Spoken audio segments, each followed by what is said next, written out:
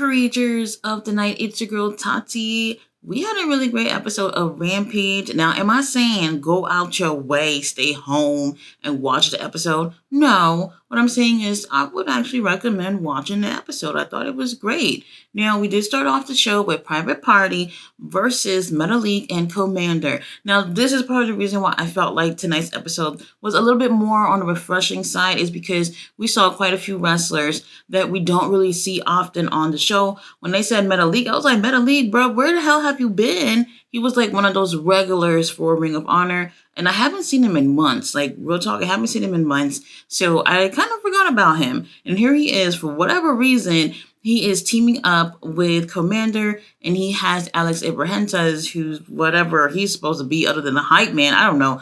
Sometimes he's useless to me, but whatever. They have a really great match here. You guys know Private Party is supposed to be having a match with Chris Jericho and Big Bill on Collision on Saturday, and I guess this is a warm-up for them. So in terms of predictability, this, on a scale of 1 to 10, this was a 10. You already know what was going to happen here, but it was really great to see Private Party and Commander and Metalik have really great chemistry. I don't want to say their styles are like similar, but there is some similarities here that really makes them, I think, in my eyes, had a really great match here tonight. There were some hiccups here and there, but I'm not going to sit here and be nitpicky about it.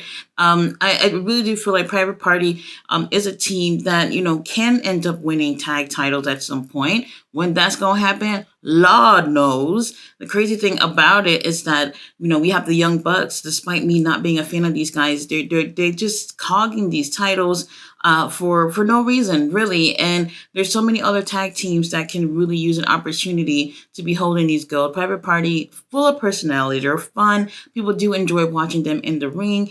And, I could see them win the titles. Do the company see them winning them titles? Probably not. Private Party obviously takes the win here, but it was great to see Commander for once and Metalik, and I enjoy them. Sometimes, like I said, Alex Abrahantes, I don't know. After this, though, while we're about to get a little celebration with Private Party for their win, Big Bill, the Learning Tree, Chris Jericho, and Brian Keith, they come on out. And, at first it was like they just came on out, but then Private Party's like, fuck it. Let's go over there and throw hands. So they end up walking up the ramp and started throwing blows at the Learning Tree and the rest of them. And it's obviously 3-on-2 or whatnot. Matter of fact, more like 2-on-2. Brian Keith was there, but it's like he was kicking the air or whatever. So was he like really involved? Not as much, but he was there. Now, obviously, they do have refs to come separate these guys and keep them away from each other so that we can save the fighting for Collision tomorrow night. Am I happy about this? I'm not happy about seeing Chris Jericho randomly like this. Don't do this to me again, AEW. Now, after this, we do have a hype video for Ultimo Guerrero.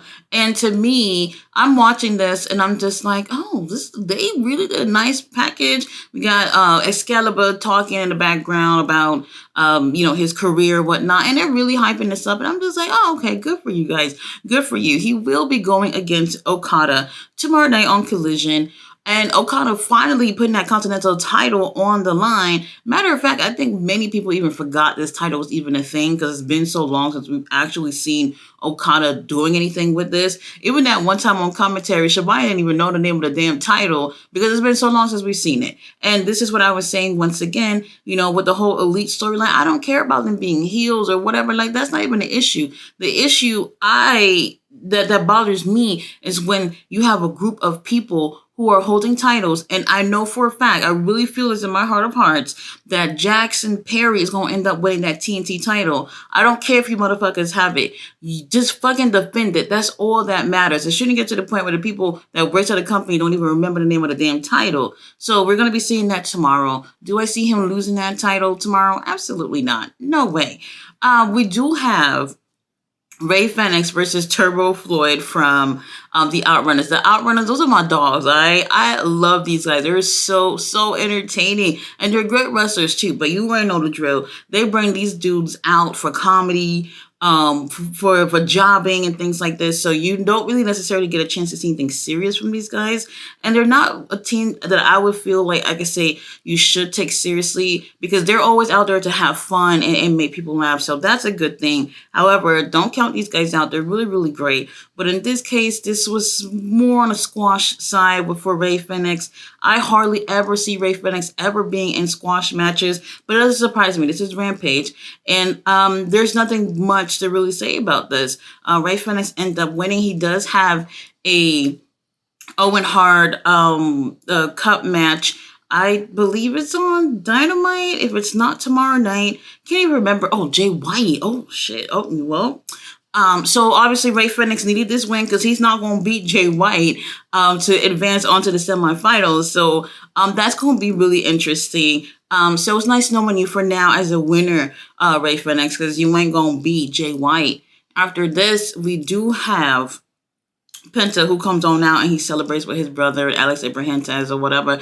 And that's all great. Nice little family reunion. I really do like the Lucha Brothers. They're so cool. My favorite out of the two is Penta. Something about him, he's a little bit more versatile in comparison to his brother. So I would love to see him wrestle just about anybody, because he just always takes it up a notch. And I really do enjoy that. After this, we have a pretty entertaining match here. And this, I didn't even realize this until literally today, that this match, whoever wins this match, will go on to the TNT ladder match at Forbidden Door. So it was Lio Rush versus Action Andretti. And I'm looking at this and I'm just like, oh, Action Andretti, he got this in the bag. And man, they do have really great chemistry. They have had history with each other, so they're no stranger to each other in the ring. And I just love the way these guys freaking move. Oh my God, I absolutely enjoy these guys so much. And I'm looking at this and I'm just like, oh, it'll be really cool to see both Action Andretti and Dante Martin, who's already in this match for the TNT title. It would be cool to see those two guys in there forming some type of maybe a little bit of an alliance or whatnot throughout this match, and probably help one of them get closer towards to the TNT title. But surprise, Lio Rush ended up taking the win here. And that really surprised me, knowing the history of Lio Rush and just Tony Khan and the company of AEW. You would not necessarily look at Lio Rush being in this match. So first of all, not even just in the match, but winning this, I felt like, oh snap, like they really caught me off guard with this. Would have been great to see Action Andretti in this. But let's not forget here, this is going to be taking place at the Forbidden Door pay-per-view. So I can understand them wanting to mix in a New Japan guy in this match. So, you know what? I guess I'm cool with that, but I kind of look at it this way. You know, Action Andretti, he's been working really hard. I mean, this guy freaking defeated Chris Jericho. Do you guys remember that way early on when in his career in AEW? And since then, you know, he's teamed up with Top Flight, and they've been an amazing team, but there's no opportunities for him to win no tag titles, no trios, no fucking nothing. And it's so annoying. So I kind of felt like, holy shit. So he does not get the opportunity. I get it. But Lio Rush is in that match, and I'm actually happy. It's a really great match so far. We have one more match, so we can get one more person on that TNT ladder match for Forbidden Door. No clue what the next match will be, but we should be able to have that match perhaps on Dynamite this week. I don't see that happening tomorrow night. Now, after this, we have a really great match. Oh, wait, before that, obviously, Top Flight and them, they come out and they're helping Action Andretti. And then Lio Rush is, you know, trying to shake everybody's hands or whatever. He's like, hey, this is Juneteenth. Us brothers got to stick together. And yeah, they all end up shaking hands. So I'm just like, all right, so everything seems okay for now. Now on to a really great match. We do have Shingo Takagi versus our boy who done came up from the grave, AR Fox. Where the hell have you been? You see, this is the thing. They have put AR Fox on Ring of Honor a couple of months back, and like one or two matches where this guy was just a freaking star, and he didn't win any of those matches. They kept giving this motherfucking win to Commander, and this is the reason why I keep saying I'm not a fan of Commander. But AR Fox, he's a trainer. He's trained a lot of wrestlers, one notably Austin Theory. He's really, really great. And he stands out on his own whenever he's in the ring, but they've never truly given him an opportunity to be more than just a great wrestler in the ring. Nothing too much to show personality. The only opportunity that they kind of gave him for a quick hot minute was when he joined the Mogul Embassy, and they pulled the plug on that real motherfucking quick. And since then, it's been him pretty much being in limbo, which is why I'm saying, he done got up from the grave, because we have not seen our boy in a while. This right here is definitely worth the watch to see Takagi and AR Fox. Really great chemistry. And it's so great to see people. I can't really say they've never been in the ring together, but these guys just move like butter. And it's so great to see that when people just get in the ring and you're just like, I've never seen these guys together in the ring before, but it looks like they've done this so many, many, many times, just like how you saw with Leo Rush and Action Andretti. Obviously, they had chemistry because they've been in the ring together, but you're seeing these guys and you're just like, it's really refreshing to see. And that's what helped made Rampage tonight feel a lot better than usual.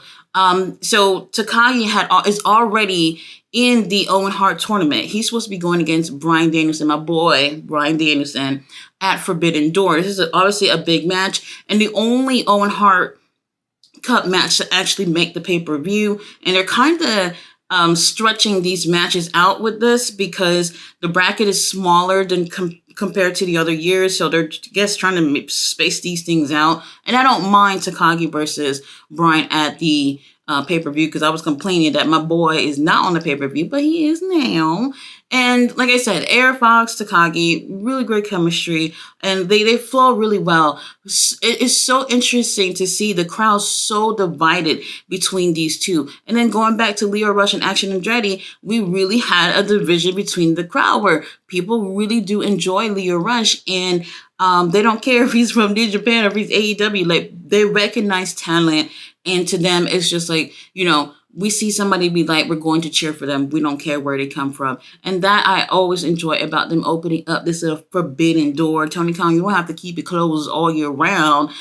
We like to see these guys come in from time to time. Now, AR Fox, he does lose this match. As a surprise, Takagi obviously is going to be facing Bryan Danielson. And this right here, I feel like was a really great match to get people who don't truly know who Takagi is to see like what he's about before he go on and face the American Dragon, Bryan Danielson. And AR Fox was the perfect opponent for him to do that. And they look so great together. Tony Khan, don't play with me. Put AR Fox again on the show. Put him on Collision. Put him on Dynamite. This guy is so great. There's no reason why we should only see him like every few months. It's a fucking criminal, Tony Khan. This is wild. But that's what happened after this match. So we have Bryan Danielson who come on out and he wants to shake Takagi's hand. Takagi's like, bitch, I'm not shaking your hand. And he ends up walking out the ring, and everybody who's just cheering for him is now feeling some type of way because he's being shady and don't want to shake the American Dragon's hand. Are you crazy? Now, he ends up leaving, and I am so looking forward to see what's going to happen between these two guys in Forbidden Door. Will Bryan win? I can totally see that, but I can also see probably match of the night at Forbidden Door. So now, main event. This is also a women's Owen Hart Cup match. So this is a quarterfinals match. This is Willow Nightingale versus Serena Deeb. This is so predictable. The predictability, it'd be killing me. But this actually turned out to be a really fun match. I wasn't really sure. I've never seen these two girls in the ring together. And I absolutely enjoyed this. I was watching King Leo, who does SmackDown and Rampage, watch along on Fridays. And us in the chat seem to really enjoy these two ladies in the ring here. And I really feel like two things that when it comes to Willow Nightingale, who had just had a TBS title for barely a month, and it's just like, man, she just had that title. She's coming into this tournament. She won the tournament last year, and it almost seemed like she's not absolutely appreciated by the company. Even though I know they love her, it just seems like, damn, man, Mercedes came on in and souped up the title after she kept it warm for her for a bit. And here she is in this tournament, obviously wanting getting her hands on Statlander at some point. And I'm totally chill with that. But then we also have Serena Deeb, who started off with this undefeated streak for quite some time after being injured for quite some time. And here she is already taking her first loss with Tony Storm. And since then, it's just been a losing thing for her since then. So I felt like it was predictable, but fun match with these two ladies. Willow Nightingale is so freaking over. I remember seeing her at first and just like, man, I want her to do better. I want her to do better. And she's absolutely improved. So kudos to her for definitely coming out there and being one of those most popular girls that they have nowadays. I would love to see what the company can do with her in the future. Willow Nightingale ends up taking the win here. And I sort of kind of feel a little bit bad for Serena. She needs to regroup. She absolutely needs to regroup, try to figure out what to do here. She's always coming out with that flag about Serena Dojo thing. Girl, open your fucking dojo, get some people in your group or whatever. Maybe that might help revamp Serena or something. And you know what? I'm sorry to say, she got zero personality. So she's going to have to fix that. And maybe that will help bring her back up on top on the women's division again. But this was a really great night with Rampage. I do feel like there's a lot of work when it comes to Rampage. A lot of work to be done. A lot of people don't want to sit there and just watch an hour show when it's not going to be that great. But this one actually turned out to be one of the better ones of Rampage. And let's see what happens. Tomorrow night, Collision, going to be a better show for sure. Everybody pull up. I have a live stream as usual where I'm watching the show and everybody in the chat is having a good time talking about wrestling. So if you'd like, pull up. If not, I will still be doing a review on the show. Guys, thanks so much for watching my review. I'll see you tomorrow with Collision. See you then. Bye.